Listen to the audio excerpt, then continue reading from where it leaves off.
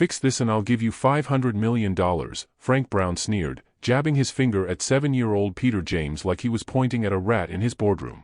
The small boy froze, clutching his worn math workbook while his mother Clara emptied wastebaskets around 150 stone-faced investors. Brown's face twisted with savage amusement. Maybe a kid can solve what my Caltech engineers can't. Cruel laughter rippled through Brown Tech Industries' crisis room. Clara grabbed her son's arm, trying to pull him toward the service exit. 3.5 million livestream viewers watched the 39-year-old billionaire CEO destroy a black child's dignity for entertainment. Behind Brown, massive display screens blazed with cascading red alerts. His revolutionary solar grid system had crashed 5 days ago, plunging cities into darkness. His team of 60 elite engineers stood helpless, shoulders slumped in defeat. Peter stared at those screens with unusual intensity. His small fingers twitched like he was calculating invisible numbers. None of the adults noticed the spark of recognition in his dark eyes. They were about to learn the most expensive lesson of their lives. The crisis had started 120 hours earlier when Brown Tech's renewable energy distribution algorithm began making catastrophic calculation errors. Power grids were failing.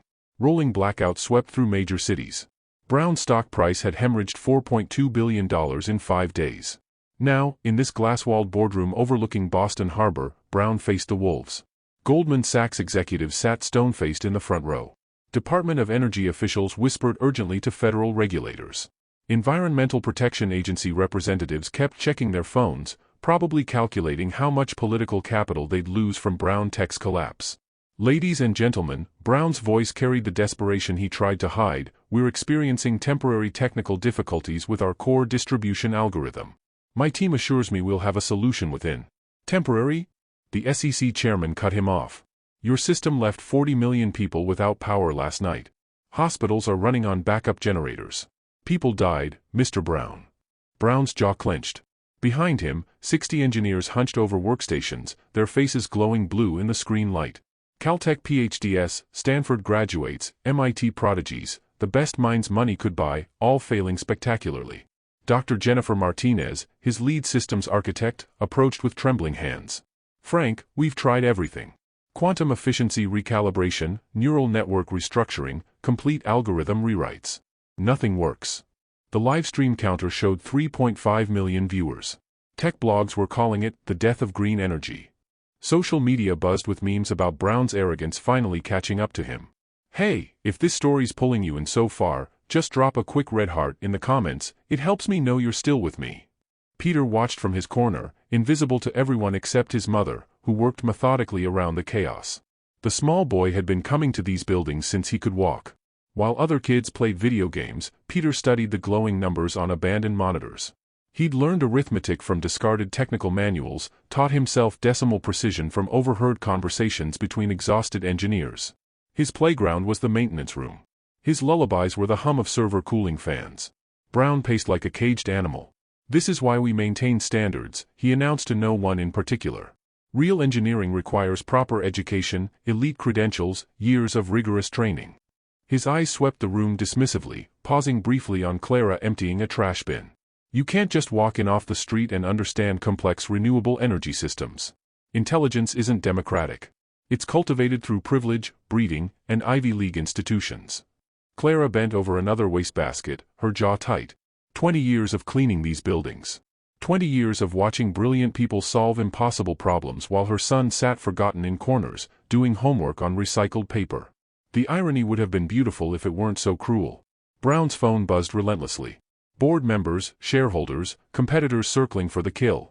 Every major energy company was preparing acquisition bids for Brown Tech's patents once bankruptcy proceedings began. Sir? His assistant whispered urgently. The federal regulators are threatening to revoke our operating license in 6 hours. Brown straightened his $3,000 tie, forcing confidence he didn't feel. This emergency meeting was supposed to demonstrate Brown Tech's dominance in renewable energy. Instead, it had become his public execution. The tension in the room was suffocating. Billion-dollar contracts hung in the balance. Thousands of jobs waited for the verdict. The future of clean energy itself teetered on the edge of this single catastrophic failure. Peter shifted slightly in his plastic chair near the service door, his young mind processing patterns that escaped the adults around him. He'd been watching their screens for over an hour now, watching them chase complex quantum theories while missing something beautifully simple. His small hand tightened around his math workbook, the one where he practiced helping Mama count her tips, where every penny mattered, where decimal places weren't optional. None of them had checked the basic math. "Excuse me," Peter's small voice cut through the tension like a knife. The room went deathly silent. 150 heads turned toward a 7-year-old black boy who had no business speaking in this billion-dollar crisis. Brown's face darkened dangerously. "Not now, kid. The adults are working."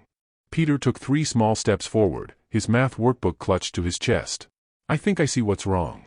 Uncomfortable chuckles rippled through the investor crowd. The Goldman Sachs VP raised an eyebrow with condescending amusement.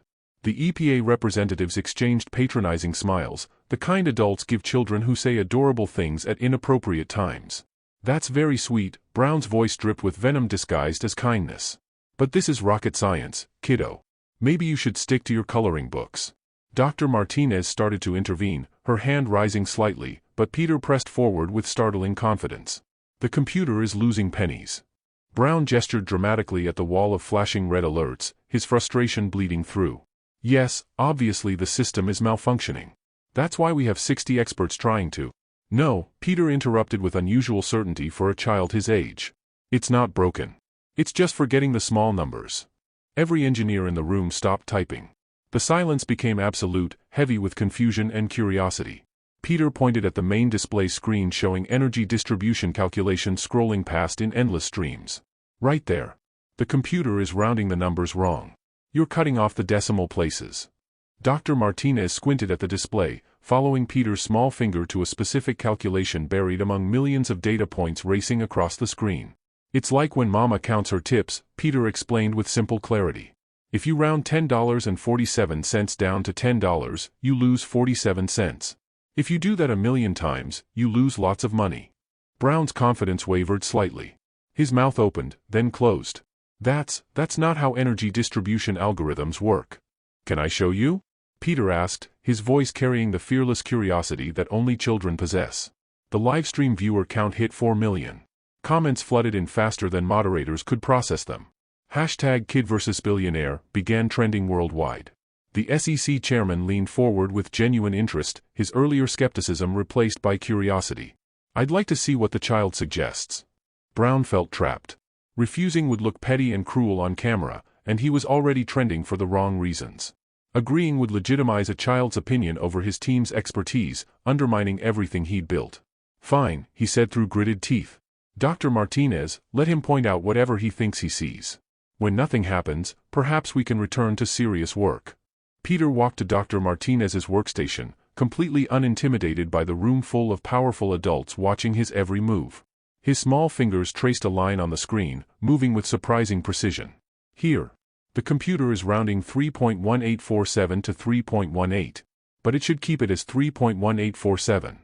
Dr. Martinez stared at the calculation Peter indicated, such a tiny detail buried in trillions of computations racing through the system every second. Her eyes widened as understanding dawned. "My God," she whispered. "We set the system to 2 decimal places for processing speed. But energy distribution requires 4 decimal precision." Her fingers trembled as she pulled up the configuration settings, her breath coming faster. The room leaned in collectively. One change. One tiny adjustment to decimal precision parameters. A setting so basic, so fundamental, that no one had thought to check it. They'd been too busy chasing complex quantum theories, advanced algorithms, sophisticated machine learning models. She hit enter. The room held its collective breath. For 3 agonizing seconds, nothing happened. Then the cascading red alerts on the main screens began to slow. One by one, error messages started disappearing. System status indicators shifted from angry red to cautious yellow to triumphant green. Within 90 seconds, every display showed normal operation. The solar grid hummed back to life, distributing power efficiently across the eastern seaboard for the first time in 5 days. Peter smiled with quiet satisfaction, the kind of pure joy that comes from solving a puzzle. Sometimes computers just need to remember all the numbers. Brown stood frozen, his face cycling through disbelief, shock, and something that looked like horror. His $4.2 billion crisis had just been solved by a 7-year-old with a worn math workbook. Brown stood frozen, watching his $4.2 billion crisis dissolve because of advice from a child who wasn't even old enough for 3rd grade. The room erupted in whispers. Phones buzzed with urgent messages. The federal regulators sat up straighter, suddenly very interested in continuing their partnership discussions. But this was just the beginning. Engineers rushed to their terminals, fingers flying across keyboards, confirming what seemed impossible. The system was running perfectly. 5 days of catastrophic failure fixed by a child's observation. Brown's face cycled through disbelief, embarrassment, and growing fury, each emotion fighting for dominance. That can't be right, Brown stammered, his voice cracking. One tiny change? Our entire team of 60 engineers missed one simple configuration setting? Dr. Martinez pulled up comprehensive system diagnostics, her voice shaking with amazement and something close to awe. Frank, he's right. Grid efficiency just jumped from 73% to 94%. Distribution errors dropped to near zero. Power delivery is running at design capacity for the first time since launch. The SEC chairman stood up abruptly, suddenly animated. Show us the full performance metrics. The main screens filled with green bars and upward trending graphs, a stark contrast to the blood-red alerts of moments ago. Every measurement showed dramatic improvement. Energy flow stabilized. Grid load balanced perfectly. The Goldman Sachs executives leaned forward, whispering excitedly among themselves, their phones already out. Investment opportunities were materializing in real time. Brown felt his authority slipping away like sand through his fingers. Even if that's true, which I find hard to believe, anyone could have spotted that eventually. It was just a matter of time before we. Peter tilted his head with the innocent wisdom that only children possess, cutting through Brown's desperate rationalization. But you didn't spot it, Mr. Brown. And time costs money, doesn't it? Nervous laughter rippled through the crowd. Several investors pulled out their phones, frantically texting updates to their firms. Brown's assistant whispered urgently in his ear about social media exploding. Peter the genius was trending alongside Brown the blind. Stock prices were responding in real time to a child's success, climbing steadily as traders realized the crisis was over. The livestream counter hit 4.8 million viewers. Comments flooded past, a 7-year-old just saved the power grid. This kid is a hero. How did 60 engineers miss this? This is ridiculous, Brown announced to the room, his voice rising with defensive anger. One lucky guess doesn't make someone an engineer. Real renewable energy systems require years of training, advanced degrees, and systematic methodology.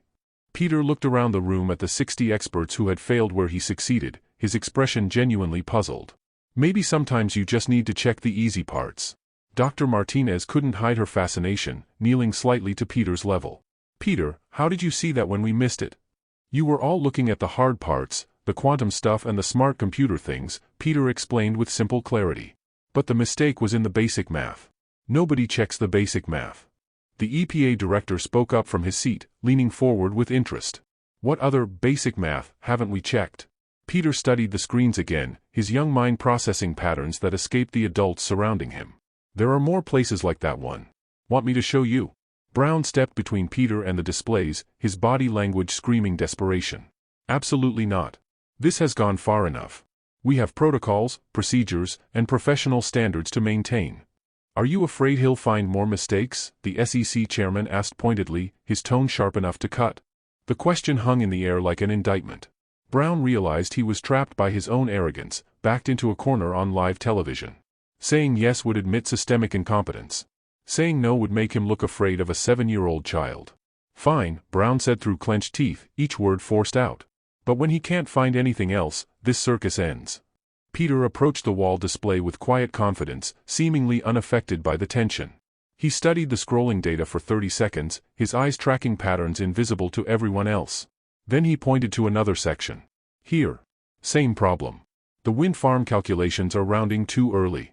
And here, the battery storage system is cutting decimal places. Dr. Martinez checked the configurations Peter identified, her fingers moving frantically across her keyboard. Her face went pale. He's right again. The rounding errors exist across every system. Wind farms, solar arrays, battery storage, customer billing, everything. More frantic typing. More confirmations of Peter's accuracy. Each fix improved system performance dramatically, the numbers climbing steadily on every monitor. How are you doing this? Dr. Martinez whispered, genuine awe coloring her voice. Peter shrugged with childlike simplicity, as if the answer was obvious. Mama teaches me to count her tip money. Every penny matters. You have to keep all the decimal places or the money doesn't add up right. But then something unexpected happened. As Dr. Martinez implemented Peter's corrections across the billing system, a new alert appeared on her screen.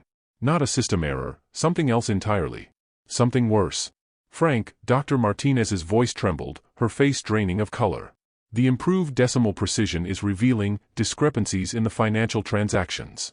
What kind of discrepancies? The SEC chairman demanded, immediately alert, his body tensing. Dr. Martinez's fingers flew across her keyboard, pulling up transaction logs that should have been clean. There are systematic withdrawals, fractions of cents from millions of customer accounts. The rounding errors were hiding them, but with 4-decimal precision. She looked up, her face ashen with the implications. Someone's been stealing from the energy transactions. It's the classic salami-slicing fraud. The room erupted into chaos. The SEC chairman was already on his phone, barking orders. Goldman Sachs executives were frantically pulling up their own financial records, faces tight with concern. Federal regulators surrounded Dr. Martinez's workstation, demanding access to the data. How much? Brown demanded, his face white as paper, his voice barely steady. Based on preliminary analysis. Dr. Martinez scrolled through screens of data, her hand shaking slightly, approximately $47 million over 3 years. The number hung in the air like a bomb. Peter looked confused by the adult panic swirling around him, his small face scrunched in concentration. Mr. Brown, does this mean bad people were using the wrong decimal places to steal money? Not necessarily, Brown said quickly, his voice taking on a defensive edge that made several investors look up sharply. These could be acceptable accounting variations. Standard industry practice. The energy market always has minor discrepancies. If the math is wrong, Peter interrupted with devastating innocence, isn't the money wrong too? The question silenced the room. Simple. Undeniable. A child's logic cutting through corporate doublespeak like a knife through butter. The SEC chairman ended his phone call and turned to Brown with cold fury. Mr. Brown, are you suggesting we ignore evidence of potential fraud? The SEC chairman stepped forward, his expression hardening. Mr. Brown, are you suggesting we ignore evidence of potential fraud? I'm suggesting, Brown said carefully, each word measured, that implementing untested changes from a child could destabilize our entire financial infrastructure. We need proper audits, professional analysis, regulatory oversight. We need the truth, the EPA director interrupted sharply. Peter, can you check the other systems for these same problems? Brown felt control slipping completely. His authority was evaporating in front of millions of viewers, his credibility crumbling in real time. In desperation, he made a decision he would regret. Fine, Brown announced with dangerous calm, straightening to his full height. Let's settle this definitively. He gestured to his assistant, who pulled up a comprehensive view of Brown Tech's entire infrastructure, thousands of systems, millions of lines of code. You have until dawn, 12 hours, to audit every critical system. Find and document every error. If you succeed, I'll personally write you a check for $500 million. The room gasped collectively. Brown was betting his personal fortune on destroying a child's confidence. But when you fail, Brown's smile turned cruel, predatory. You and your mother leave this building forever, and we announce to the world that your earlier success was just beginner's luck. Clara stepped protectively toward her son, her voice tight with worry. Peter, we don't need to do this. You've already proven yourself. But Mama, Peter studied the screens with quiet intensity, his eyes tracking patterns. I can see the patterns now. The same mistakes are everywhere. Dr. Martinez looked worried, placing a gentle hand on Peter's shoulder. Peter, this is different from the simple fixes before. This is comprehensive system analysis, the kind of work that takes teams weeks to complete. Brown's confidence returned as doubt crept across the room like fog.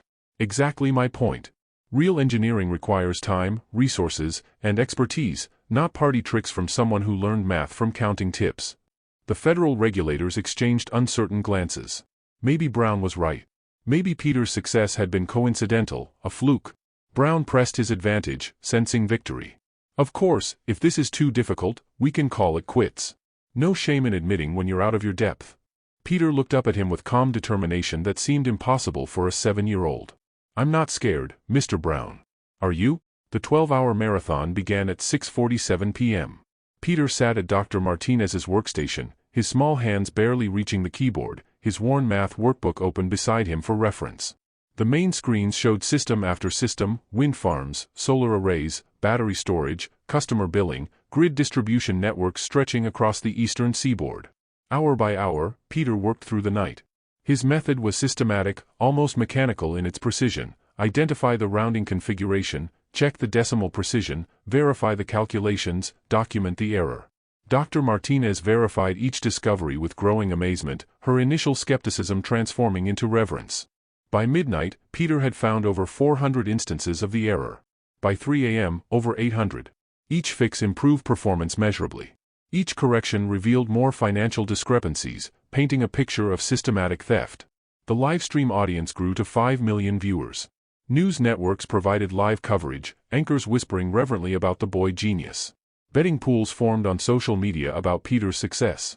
At 5:47 a.m., as dawn broke over Boston Harbor painting the sky in shades of gold and pink, Peter identified the final error.